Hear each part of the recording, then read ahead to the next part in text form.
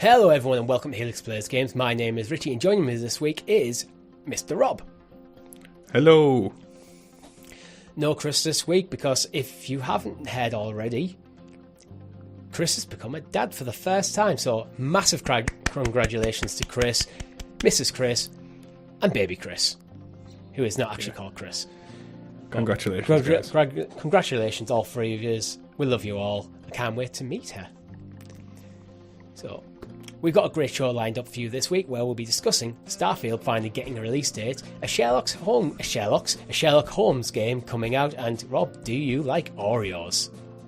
All that and much, much more in this week's XPass.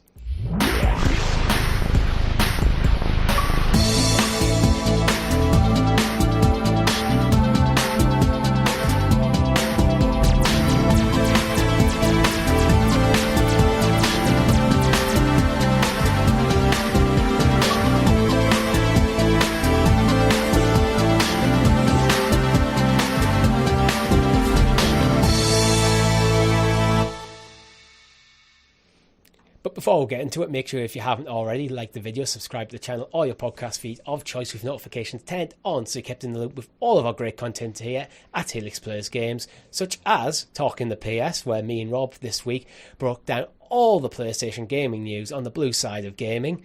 We also have the ClickerCast, which goes live for its covering HBO's The Last of Us. This week, 8 PM GMT on Tuesday, we'll be covering the last episode in a detailed breakdown of the series. I don't know if this will be the last episode of the ClickerCast. Me and Chris did talk off camera a bit, maybe doing an episode 10 to round up the full series as it's just like a one last go. It's also because I think his OCD doesn't like it being stopping on 9 episodes. But we'll have to see what his times are like for him. Again, he literally has a newborn. Like, at the time of recording, today. Again, Chris, all the best for you and the family. So we also have live streams usually every Thursday. This week it was a Friday. I think it might be Fridays for a bit. I don't know. Yeah, we need to figure out timings and stuff. I feel like we might play a bit fast and loose with the schedule.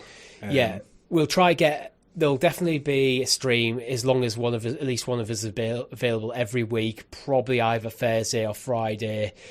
We're kind of figuring things out a bit. Again, with Chris, massive change to his life.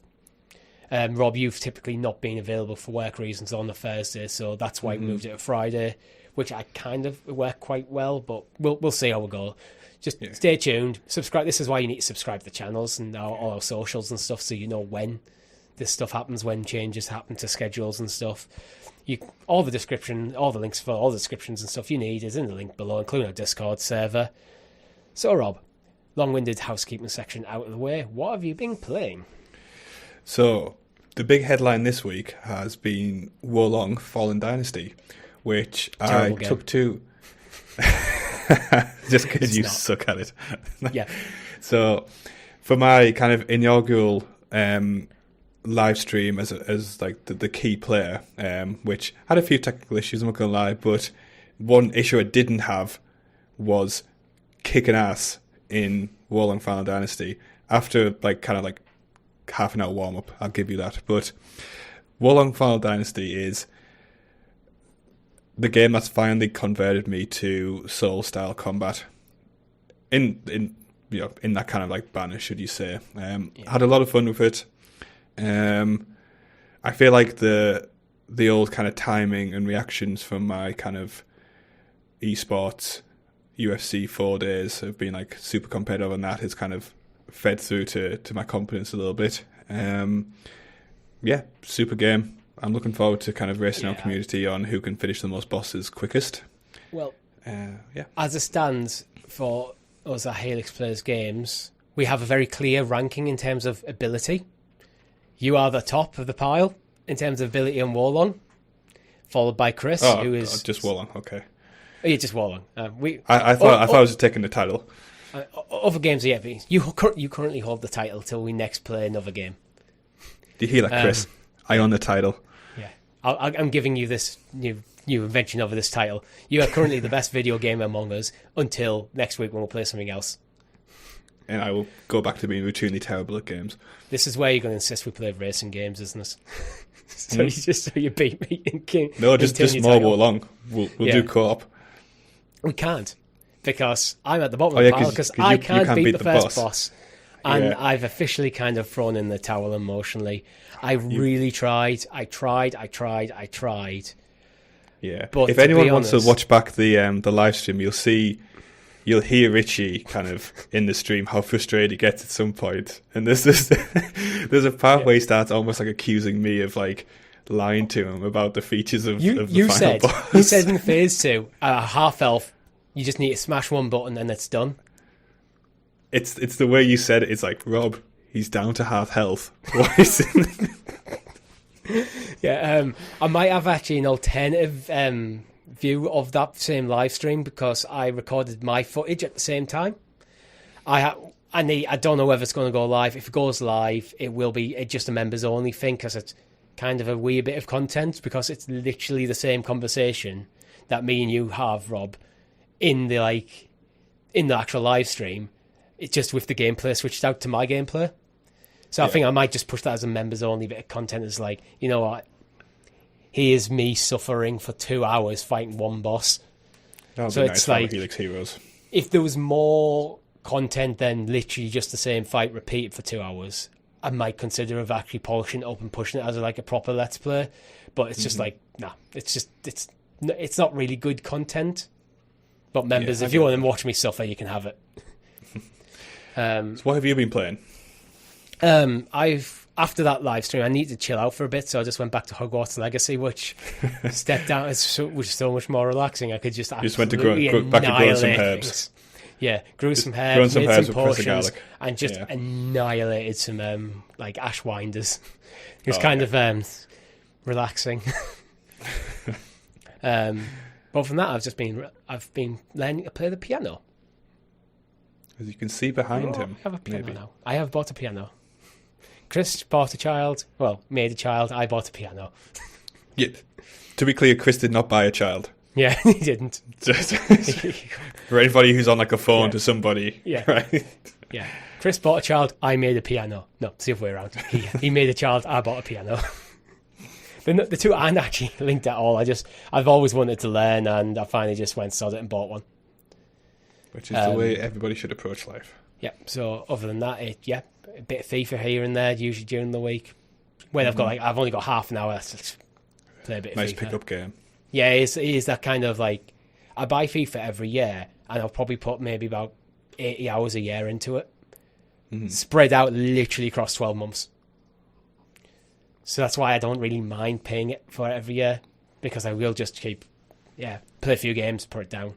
Yeah, it's like £1 an hour entertainment, right? Yeah, it's easy.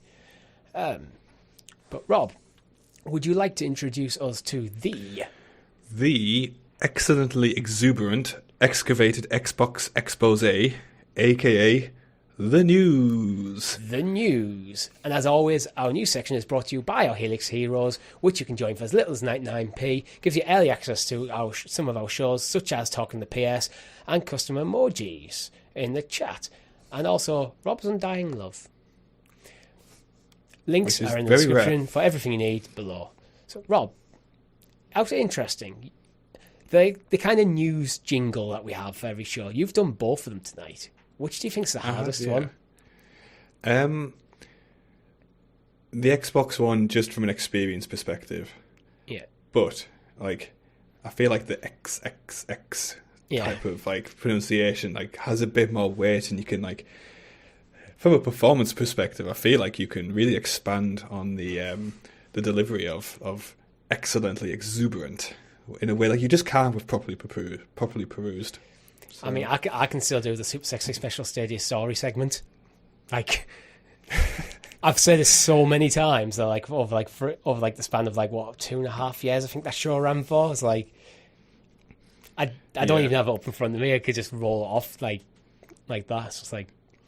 Yeah, I love how it feels like Patrick Stewart and Ian McKellen discussing the nuances of acting, where we're just talking about basic alliteration. Yeah, We're talking about the news section of a show, which is entirely a news section. But first story of the week, Starfield. We finally have a release date, Rob, but it's been delayed. Yeah. So, like, no. Bit disappointed, but it's Bethesda, right? Yeah. I mean, the original release date was meant to be November the 11th, 2022. It's now delayed to September the 6th, 2023, so an entire year out. So, what are your kind of feelings towards Starfield in general right now? Like, I'm a big like Bethesda games fan, and I love Fallout, love Skyrim, and like love most of the kind of the big franchises they put out of a similar kind of open world game. My opinion on Starfield is I'm really looking forward to it. It could be the birth of an entirely new franchise, but every single time this game gets delayed, the creaky engine it's built on gets a little bit older, and all kind of other titles and franchises move on a little bit. So I feel like the game's at risk of coming out feeling a bit dated, and that's my biggest concern. Well, this is kind of my concern in general, where I would describe myself as probably a lapsed Bethesda fan. Mm-hmm. Because I loved Morrowind, I loved Oblivion, I love Skyrim, Fallout New Vegas, played a lot of it, played a lot of Fallout 3. Fallout 4 didn't quite land for me, but I still put quite a lot of time. I think I still put about 40 hours into it. And then basically nothing since has really captured my interest. I played a bit of Deathloop when I first got my Xbox. It was one of the first games I jumped into on my Series S, actually. Mm-hmm. I enjoyed it, but I only played it for one evening and just never had the edge to go back. And with open world games now, I'm kind of like, have I just moved on since like my heyday when it came to open world games, which was kind of around Skyrim? Have I just moved on as a gamer from these sort of games? Yes, and there's the risk that this gets caught in that kind of collective shrug, if you want to call it that. But I'll be honest, I've not really seen anything from Starfield that's what made me go, I need to play this. Yeah. I mean, I think it looks good, and it kind of doesn't. The genre, like the genre interests me, and I'll definitely play it. Well, obviously I will because GamePass. If you didn't have the word Bethesda there, would it have captured your interest? Probably not, if I'm going to be honest. I still have, despite all the issues I've had, and what I feel is like a definite move away from quality and things like that. Like, there's still a soft spot in my heart for them, and I will still give it a try. I want to love this game. That's where I kind of am at. And the thing is, though, it is on Game Pass day one. Mm-hmm. So I haven't got a reason to not try it. So. Yeah. It's a Bethesda game, so give it like 6 months until all like the major game-breaking bugs have been fixed, and then it's probably the best time to play it. Yeah. But it's this is going to get played by me purely because of Game Pass at this point, I think. Yeah, I mean that's made it a definite play rather than I would have always been like keeping an eye on it. Like I have been, but the fact that it is coming to Game Pass, I mean I was keeping an eye on it before even having a Series S. Mm-hmm. So I was like, now it's coming to Game Pass. Like, well, I'm definitely playing this game. I'm probably playing it the day of because I don't really have much reason to not, to be honest. Yeah. And as I said, there's like no loss in it, is there? Apart from a couple of hours and a big download, like we talked about in Talking to PS, where things have a dollar cost and they have a download cost now. Yeah, but the thing is, I don't think the download. If you're smart, the download cost isn't that bad. Although the Series S fills up quick, but you can download things. You can send things to download from your phone, which is what I do a lot. So like, I can manage what's stored in my Series S from my phone. So things like my lunch break is like going, Starfield's come out tomorrow. Let's go through and delete some games that I haven't touched. I mean, I actually the other day I deleted Plague Tale Requiem. I always intended to go back and play, but it just didn't I don't know, I just didn't play it, and now I feel like I've moved on, and I've got a list of games now in front of me, so it's like I don't know when I'm going to come back to it. And I think it was there was something I was like trying. It might have been Warlong. I went to download and was like, okay, I need to delete something. Yeah. Something needs to go. Sorry, Plague Tale. I mean, I really enjoyed the first one. I just didn't get into the second one yet. It was more, I just wanted to break before I started the second one, and then it just never went back. Yeah. But no, I get that. It's like it's how transient you can be with games now. You have like a massive library of stuff in your head you don't have to pay for. Like, I forget that I pay for Game Pass. Oh, yeah. Well, I got it as Xbox, like, All Access, I think it was called. So I'm paying, like, for the console and 2 years Game Pass. It's now just it's like a subscription fee that's just there that comes out my bank every month. Yeah. And honestly, in my mind, it feels like I'm paying that price for the console and I just get Game Pass. Yeah. Which is a brilliant bit of marketing by Microsoft. Yeah. Well, I mean, like, when me and Chris were talking about getting Xboxes and so I was like, there's no reason not to do it this way. It's like, because I think it's an interest free as well over 2 years. It's like, yeah, it just makes too much sense.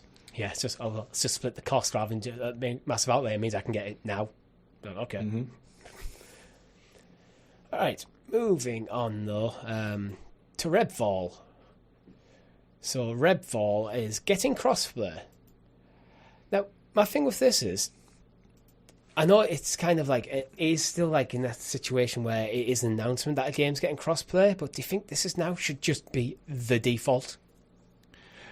Yeah, I mean, there's lots. I don't feel like there's very many strong reasons for big developers not to implement crossplay. Fair enough, I can understand if you're like in a smaller team and it takes the additional effort to implement it. That's fine. But for the vast majority of the bigger players, what's the downside? Now we need to stress that this is technically an Xbox exclusive title, sort of. In the console space, it's Xbox exclusive, but it is available in the Epic Game Store and Steam for the PC versions, and they are cross-compatible with the Xbox console and the PC Game Pass version. So to be honest, it's usually Sony who are kind of like going, no, we don't want crossplay. Yeah, true. But I think this is like really important when it comes to titles that are on Game Pass and also kind of like on other PC platforms as well, like outside of like the Microsoft ecosystem. Because like I saw when I was playing Chivalry 2, so I got into that game because it came out on Game Pass, and then I went through and I actually bought it on PC because I preferred to play it on there because like I can push the graphics harder and things like that. But that community got a really big injection because of Game Pass, which I don't think would have happened without it. So there's definitely an argument that says a game's community can be just turbocharged just by the inclusion on Game Pass. I think for me, when it comes to crossplay, there's this argument where multiplayer-focused games need a critical mass of people playing them for them to be viable. And if you're fragmenting that audience by platform, you might have enough players to keep the game going for years to come. But if they're all in these little like silos, can't interact with each other, all these silos don't need to get that critical mass. So if you look at that was always the issue playing Stadia, right? On like multiplayer games on Stadia. Yeah, there just wasn't enough players.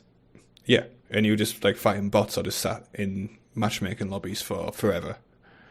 Yeah, and well, that's it. It's like, so if you silo out these things, developers must look at it and go, crossplay is the best thing that's ever happened to us because we now don't need to get to this critical mass point in Xbox and on Switch and on PlayStation, on PC and on other PC and on also different other PC. Yeah. Like, it's now just going, you know what, everyone's in the same thing. Yeah. Yeah. I think as well, the more games like make it standard, the easier it becomes to implement for small developers as well, because they're not carving a new path from a technological perspective. Like, it's very well trodden, paved, it's got nice street lights. It's just like, this is how you do crossplay. And the more kind of bigger developers that just treat it as standard, the more it just helps gaming overall. There's no downside to it, really. Yeah, I think I'm starting to look forward to Redfall, but I still think for me it's a stream game. I'm looking forward to having it and doing like a live stream with you and Chris playing it. Mm-hmm. But I don't think it's not me sitting on my own and play a game. Yeah, it suffers from being in a crowded market now, if you want. But the reality is, though, for me as a gamer, is sitting down to play games and stream with you and Chris is a viable thing for me now. Mm-hmm. So it's like, yeah, I don't mean to be disparaging when I say, oh yeah, it's a stream game. It's like, well, that is actually part of how I play games nowadays. Yeah.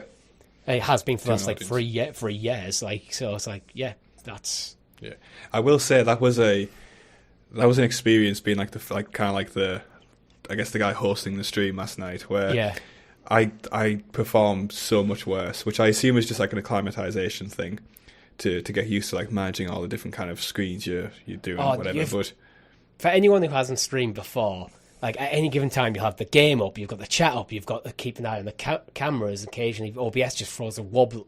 Then you got Discord chat with me and like making sure the audio levels are balanced and like, oh, your camera app is no longer working. Like for that entire stream, I couldn't see Rob because for some reason his camera app just in Discord just decided to not like each other anymore.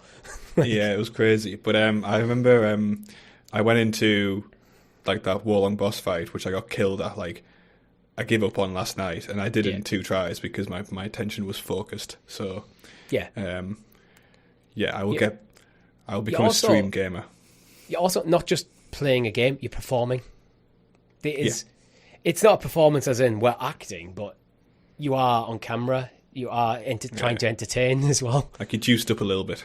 Yeah, that's why I was letting my frustrations boil over, and it's just like you know, it's content. Just for fuck's sake, just let it go. Yeah. Sherlock Holmes, Rob. Sherlock Holmes: The Awakened comes April the 11th. So this is a remake of a game that came out originally in 2007, and to us, this is the first time I've heard of it. So the crazy thing is, I think this is the same game I remember from playing, but at the time I worked at a game station, which for anybody who's not listening in the UK is it was like the second biggest kind of GameStop style retailer in the UK at the time, and I somehow got a free copy of this. So I remember playing this game a little bit, and you know what? It was okay. Like for obviously given the standard of a kind of 2007/2008 game, like I kind of liked it. So the fact that it's been remade definitely says something in terms of the quality and like kind of you wouldn't remake a game like this for no reason, right? I mean, it's getting pitched at about $39.99, so yeah, I wouldn't expect this to be like the remake of The Last of Us, for example. Oh no. But I mean, Sherlock Holmes, I feel like it's an underused IP a bit in some ways. Honestly, I was expecting when like the Guy Ritchie movies came out, kind of way back whenever, I was expecting like a whole kind of like connected franchise to emerge from that, because it was the same time he did Iron Man, which was like, I think that was the problem. Yeah, maybe. Like, because the first 2 Sherlock Holmes films starring Robert Downey Jr. were excellent. Mm-hmm. The problem is, I think Iron Man just took things to another level, and it's like commitments. So I'm kind of hoping that it gets, now he's like not part of the MCU anymore, that ges like he's got the time to go back to it. Yeah, you have to imagine his price tag significantly increased over those years as well. It depends though. If he was passionate about it, it's like I just can't afford. I just don't have the time. Nah, anyway, he's like an extra, like he's an ex-addict who kind of got his life back, and you must think, right, this is it. I'm going for this like type of thing. So, but I don't know. He could have went the other way and went, you know what? I've done that with the MCU. I've basically made more money than I could ever know what to do with. And to fair, he probably would have had options to stay around with the MCU. Oh, if he went back in tomorrow, they'd let him back in. yeah, the work some sort of storyline in, like Yeah. alternate, especially with the multiverse saga currently going on. They don't even need to work 100%. that hard to just wedge him in. It's like, okay, he's just from a different universe. There you go. Yeah, definitely. So like, I'm hoping this game comes out and is good, because I think I will pick it up. I'm not sure if it's Game Pass title or not, or is it Not to exclusive my by- knowledge. No. But Yeah, because I know like the Ukrainian developers who kind of are behind it have went through like a crowdfunding thing to kind of get the resources they need to complete it. So yeah, I think I'll drop in and see what it's like, because it'll be one of the rare games I do purchase. awesome. Let us know in the comments below if you are also going to drop in. But what I think we'll drop into next is Capcom did a spotlight. So Capcom Spotlight, it's kind of your Nintendo Direct for Capcom titles. The main things that were shown were Street Fighter 6 introduces a new color commentator ahead of June's Xbox launch. Dino Shooter Exoprimal launches day one on Xbox Game Pass this July. I think that's probably the biggest bit of news for me, personally. A look at Ghost Trick Phantom Detective, which is arriving on Xbox in June the 30th. Monster Hunter Rise Sunbreak expansion makes its Xbox debut in April. And Resident Evil 4, actually, I say Exoprime was the biggest news. Resident Evil 4 remake gets a free demo now. Yeah, which was the sneaky drop. I wasn't expecting that, to be honest. We talk a bit about Resident Evil 4 on Talking to PS, so I'm not going to go over old ground too much. But outside of that, for me, the whole big round news that happens tomorrow. Yeah, true. Yeah. The big news for me is Exoprimal. So this was I remember us watching I can't remember what event it was, but I remember us doing a live stream on new releases and this came up as a game. I kind of piqued my interest. It just seemed like a bit of kind of like a ridiculous Dino Crisis spiritual successor. The fact that it's coming to Game Pass on day one is fantastic. I didn't really expect that to happen. So it's a bit strange, really. I wouldn't have expected it to be on Game Pass day one, but I'm happy it is. So it's one I'll be picking up and having a quick go in. Exoprimal, it's an upcoming third-person shooter developed by Capcom. It's a multiplayer action game in which the player must fight against massive hordes of dinosaurs and mutated prehistoric creatures. The game is scheduled for release on July the 14th, 2023, and it is coming to XPass. It's coming to Xbox Cloud Gaming. It's coming to Game Pass. It's late, guys. We're recording this quite late.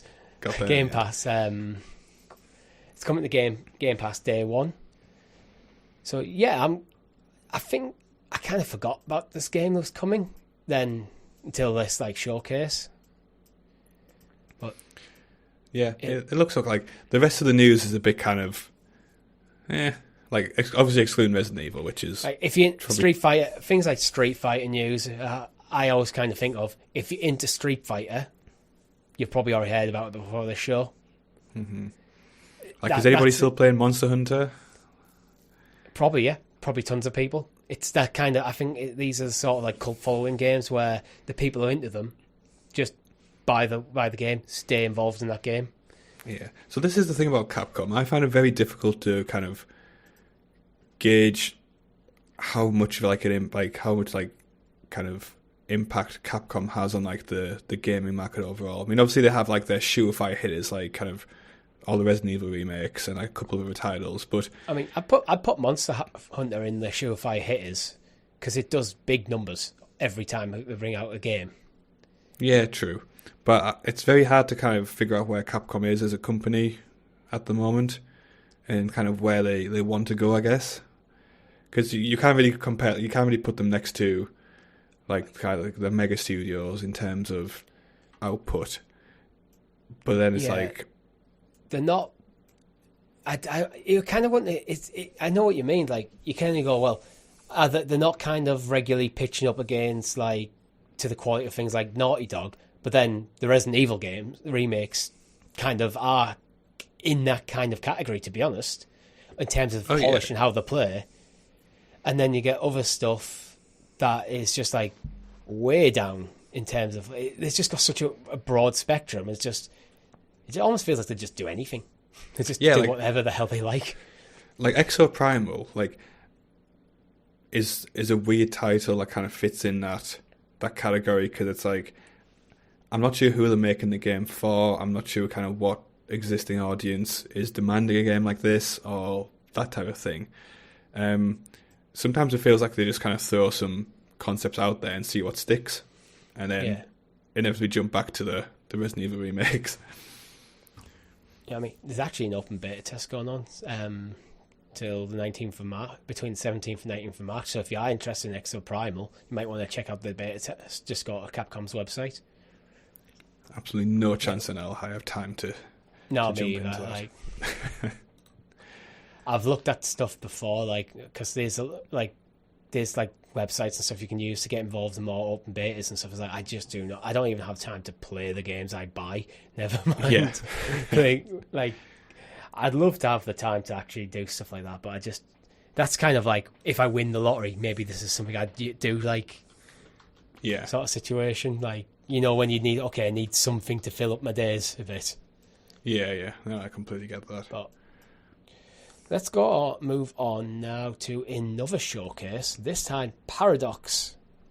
So Paradox Interactive had a showcase, and they revealed a couple of titles. So we're getting the Lamplighters League reveal, which is coming to Xbox Game Pass. Crusader Kings 3, which we'll get into a bit. I'll let you talk about that. Is getting a Tours and Tournament DLC. Surviving the Aftermath Rebirth DLC. And in my opinion, the biggest one of the lot when I'm thinking of Paradox, and that's City Skyline 2 is finally announced. Yeah. And from what I can tell, so based on the trailer, looks like it's a Game Pass title. Which, that's big, right? Like, according to Pure Xbox have it listed as an Xbox Game Pass title. Yeah, so we're talking, without doubt, the biggest city simulator game. Like the next iteration of that game, which is going to be massive on PC. It's going to have like huge legs from a content creators kind of jumping into it, all that kind of behind it, and it's on Xbox Game Pass day one, and ergo also Game Pass for PC as well. Which is where I think we've talking before the show where we're both going to be playing it. Yeah, 100%. But this just goes to show how strong and how deep the Game Pass product is becoming. And I wouldn't have expected to see a title like this kind of attached to Game Pass. It is actually confirmed as Game Pass. The Game Pass logo is on the trailer. Yeah. So, good play, Microsoft. I think games like, me and Chris did a couple of streams actually on City Skylines when it came to Stadia, and then Stadia died, and now I no longer have City Skylines. So this actually is on Game Pass, but this is like really good news for me, because my thing with that game is I liked it a lot, but it was showing its age by the time I jumped into it. And what I want from City Skylines 2 is just City Skylines made now. Exactly, yeah. It doesn't need to be anything else other than the same kind of groundwork they've done in the previous game, but just bring it up to date, and everyone will be happy. This is one of them games as well where they brought out it's like Sims level of DLC. Mm-hmm. And I think that's why they probably don't mind it coming to Game Pass, because, well, if we bring it to Game Pass, everyone jumps in. It's a content creators, like you look at people like Smith and Britt, loves a bit of City Skylines sort of stuff. Mm-hmm. There's so much fun to be had in that sort of game for that sort of creator. It's kind of got the Minecrafty-ness about it, where people just create these fantastic cityscapes and stuff. Yeah. And then they just keep bringing out more and more DLC. So they keep that income coming. So it being on Game Pass is get the more hands we can get it on, get it in. Yeah. But it gets just into the hands of as many people as it can, and that's how games like that succeed. Rob, talk to me about Crusader Kings. So, I'm a big Paradox fan. as a like a studio. So you've heard me talk about Hearts of Iron before. I've also dipped into the Victoria series, which is also kind of under their umbrella, which I didn't talk about at all, kind of just because the latest game is quite new. Crusader Kings 3 is one I've put probably about kind of 30 to 40 hours in, which for a Paradox game is next to nothing, by the way, so like don't judge it on that. It's very, very deep and kind of very nuanced as a game. And this is just like an extra shot of DLC to it. Don't really know like kind of details on what it's going to, the specific mechanics are going to be, but Tours and Tournaments sounds pretty interesting, fits into the narrative, and it'll probably make me jump back in for another kind of, I don't know, 5 to 10 hours, which, yeah it's interesting to me, and I am a fan of the title. I don't think it's definitely not a casual game. It's a suck your life away type of. It's one of them games that you get into in a big deep way. Like essentially what you play as is like it's like an empire building game, but instead of, it's much more focused on the politics and kind of like the marrying into power and kind of building your clan, as opposed to just going into a field and just like stomping people to death to like bring them under your rule. And it goes down like the multi-generational route. So if there's a trait called being like a giant. So if you're a giant and you meet a giant and you have a child, like there's potential to make a super giant. Essentially, yeah. Like, and it's that type of generational planning game, which I really like, but it's definitely not everyone's cup of tea. But yeah, reading from Pure Xbox, the pomp and pageantry of medieval tournaments are only part of the new adventures waiting for you in Crusader Kings 3 Tours and Tournaments. Travel across your realm to survey your vassals or bring a powerful region to heel as you make history-altering decisions across dozens of new events in this expansion to Paradox's award-winning medieval strategy game. So it feels like the tournament bits where I imagine they're going to put things like jousting and that kind of sort of stuff in there is only part of what you're getting from this DLC. Yeah, the tours thing sounds interesting as well. So, like, a lot of the game is like, it's, as I say, like keeping your vassals in line and kind of keeping them happy so they don't rebel on you. So, like, you can build. It's less kind of building up your kingdom from your strength and more building it by pulling people into your influence. So, the tours could add kind of an interesting dimension to that, I think. Yeah. Moving on to another thing that we got coming to Game Pass is the Lamplighters League. So join harebrained schemes in this first look at the Lamplighters League, an original pulp adventure set in an alternative 1930s that mixes real-time infiltration, turn-based tactical combat, and managing a growing team of misfits. The Lamplighters League will launch for PC and Xbox Series X and S consoles in 2023. Lamplighters League is so hard to say. The Lamplighters League. I'm not sure about this one. Like, I do like my kind of turn-based combat XCOM style games. It must be great being XCOM because you've pretty much got a genre named after you. Everyone just uses XCOM. Yeah, it's like XCOM. Like, yeah, and that's like the direction you take, right? Like, it could be good, but I feel like a lot of other titles on Game Pass are going to push this out of consideration for me. I'm not sure how you feel about it. I've never really got into like an XCOM game. I've never really tried to get into one though, so I don't know. The fact it's on Game Pass, depending when it comes out and what I'm playing at the time, what I'm like with my own time, might give it a go closer to the time. But I mean, we just know it's this year. We don't have the date. Mm-hmm. And there's some big titles coming in the back end of the year, so that are probably going to be quite time consuming. We've got things like on the PlayStation side, things like Spider-Man's expected like this year. What else have we got? I'm just blanking on everything. Well, Starfield, we've already talked about this, like this show, and plenty of other stuff. Like, so yeah, I'm not sold on it, but because it is a Game Pass title, this might be the thing. It being Game Pass, it finds a home. Yeah, just like a chill game. Not too kind of intense. Certainly no Wolong. Yeah. And the last thing that we got from Paradox's showcase is Surviving the Aftermath Rebirth DLC. There's no date on this. And I'm going to be honest, I don't know anything about this game. Neither do I.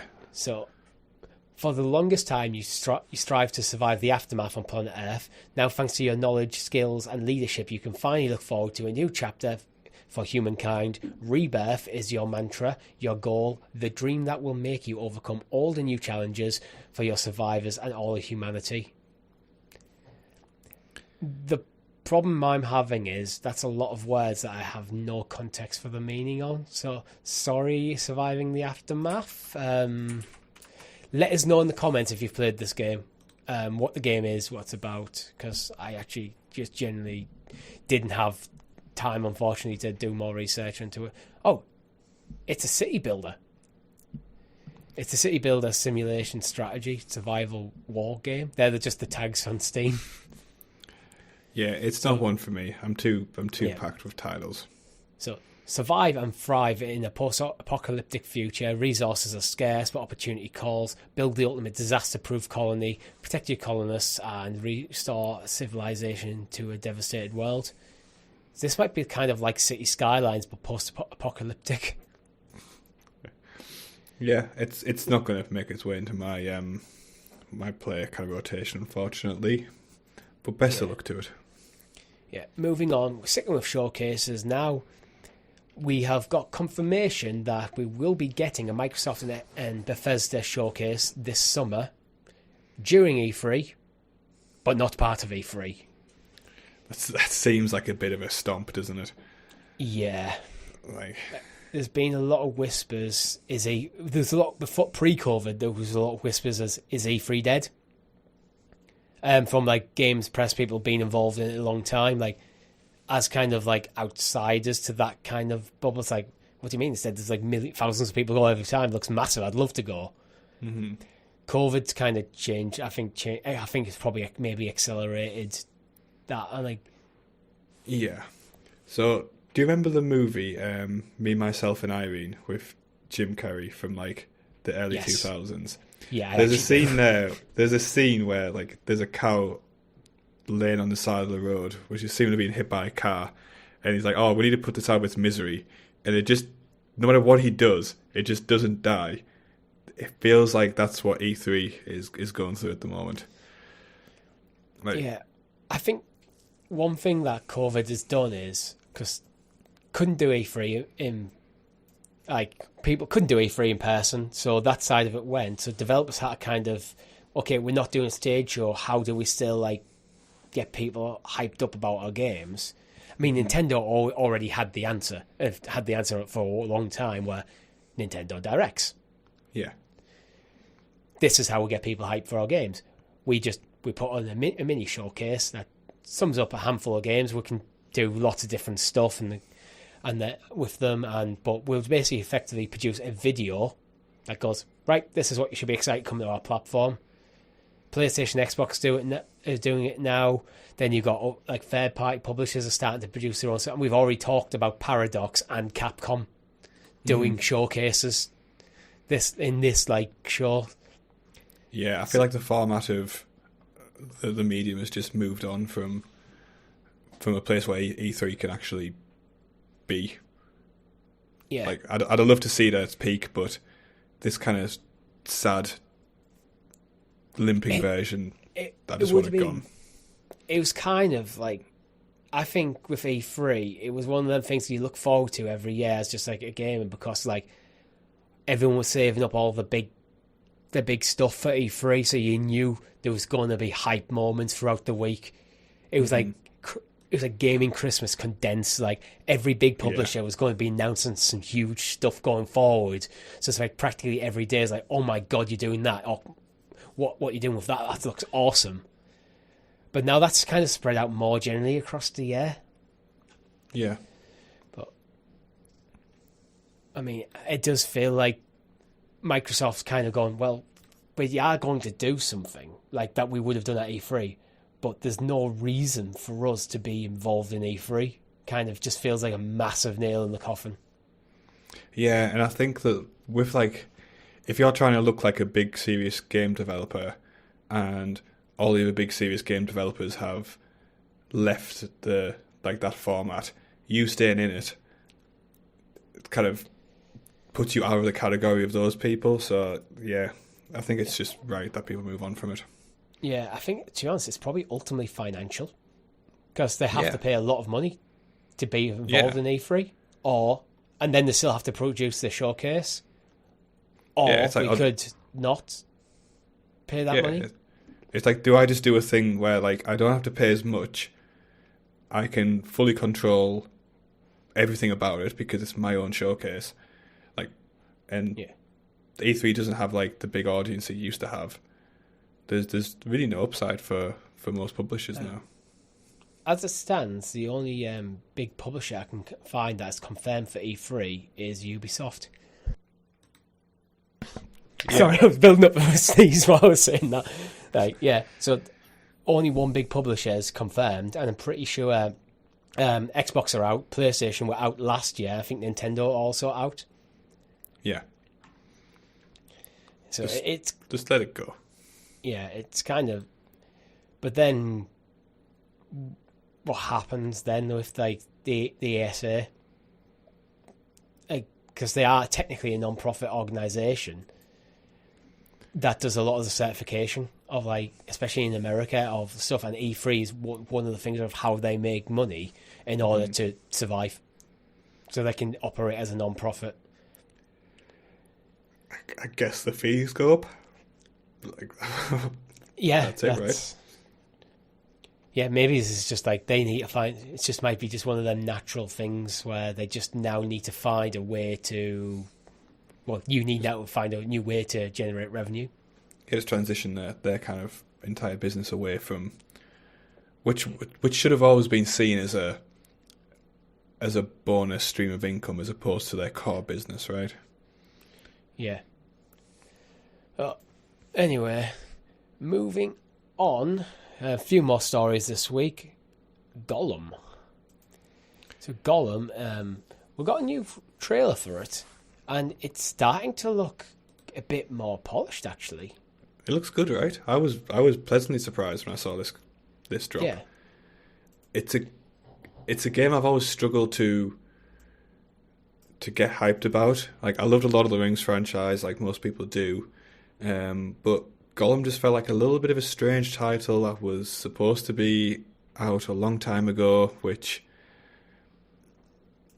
again, I found it hard to put into a category for me.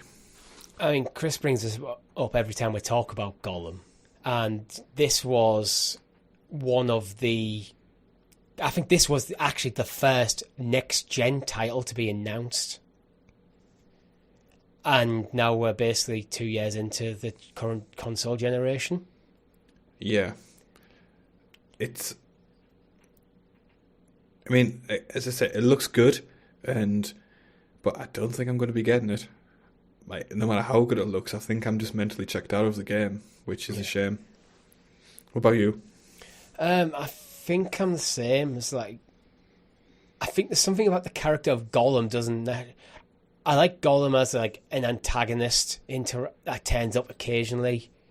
Mm-hmm. Him being the character I'm playing throughout, I'm not sure I care, to be honest, as much as I am a Lord of the Rings fan.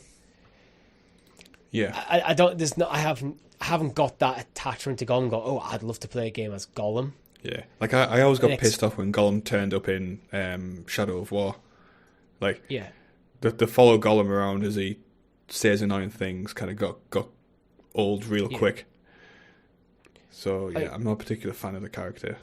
This is another one of them games where I kind of really hope does well. I can't. Yeah. I mean, I think this is one where if it was coming to Game Pass, I think I'd go, you know what, I'm going to give it a shot because I do love the Lord of the Rings. It deserves a shot. Yeah, but I feel like obviously we've been talking about this game for years at this point. Like, maybe it's just a curse of kind of doing these types of podcasts and things like that, but I feel like I'm fatigued about a game before it came out. Yeah, I know what you mean. And the one thing with Gollum was it was rumoured to be coming to Stadia, so me and Chris were covering it earlier, and then there's been several times it's been delayed. So every time it comes up getting delayed, it's like, well, okay, we're going to talk about it again. This is probably the first time we've actually had something positive to say about it recently, and that it is starting to look quite a polished game. Yeah, which it fucking should be looking like a polished game at this point, right? If this came out and looked buggy and glitchy, I'd be flabbergasted. Like, how has this happened? Yeah, but moving on now, Deceive Inc. is getting a full launch in March the 21st. So Deceive Inc. So welcome to Deceive Inc., a private corporation with complete monopoly over the international espionage market. You can disguise yourself as anyone you meet in an instant, have access to state-of-the-art gadgets the rest of the world can only dream of, and possess skills that would make Hollywood super spies jealous. But you're not alone. Rival spies are after the same objective, and every single one of them is as skilled, cunning, and well-equipped as you are. Blend in, grab the objective, and break out. In the end, only one spy can complete the mission and get the paycheck. Company policy. So, this title, I feel, could be like a massive hit with content creators, and ergo become like a massive, massive game. I think it works on the same mechanics as the Assassin's Creed multiplayer, right? Where you kind of like, the objective is to kind of hunt out the person in the crowd who's acting like a player as opposed to an NPC. Oh, yeah, what was it? There was a game we played in Crater before where it was like everyone got transformed into like random objects, and like there's one guy like exploring, trying to find where all the players. Prop Hunt. Yeah, Prop Hunt, that's it. Yeah.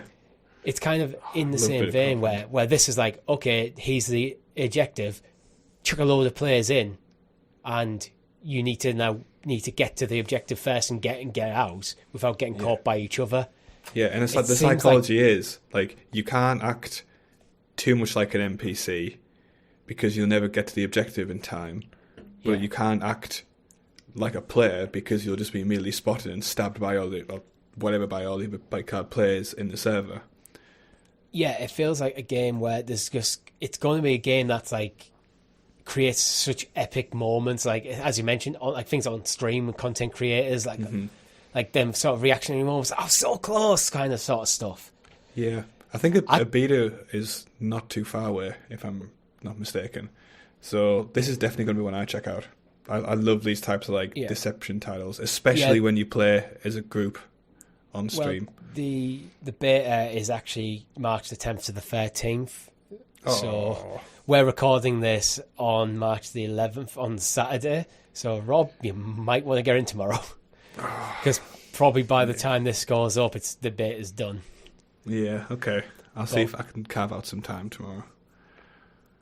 Yeah, but to be honest, I think it looks awesome. Yeah, it looks like, and it's an interesting title. It looks like it's been done well. It has a clear value in terms of entertainment. Yeah, get me into this game on the 21st of March. And to just round out the show, I just want to go through some new games that are coming to Xbox this week. I'll do what I do when I come to this section occasionally. I'll just go through the list, and if there's any you want to pick out and talk about, we can jump into. So we have the Forest Cathedral, Valheim, which is coming to Game Pass, Vernal Edge, The Wreck, Anno 1800, Big Chick, Kung Fury Street Rage Ultimate Edition, Tricky Thief, Backbeat, Defend the Rook, My Little Prince, Peppa Pig World Adventures. One for this Chris is the there. one, Peppa Pig. All right, let's talk about Peppa Pig. Go on, Rob. I was going to talk about it. I was going to play it. No, you called it. You need to talk about Peppa Pig now. That's the rules. That's the rule. Shall I put my Peppa Pig is a game about Peppa Pig going on world adventures. Probably Play with in the the rest of bigger, her. wider world of Peppa Pig and bring your family into the story. Make pizza in Italy, walk on the Hollywood Boulevard, climb the Eiffel Tower, and more on your world tour. Create your own unique and dazzling family home and discover more characters, quests, and fun than ever before. What you're not getting across there is this is actually like a very dark and gritty steampunk remake of Peppa Pig. I mean, So the tags on Steam describe it as an adventure, casual, interactive fiction, and exploration. no, that's fake news. Yeah, it's fake. And last one on the list was WWE 2K23. I actually probably will check that out. Yeah, because it's free. it's just you stopped me just before I knew. Like I could see WWE come up. I knew you'd be interested in it. It's like you stopped me on Peppa Pig. Well, could add some flavour to the old soup. Soup.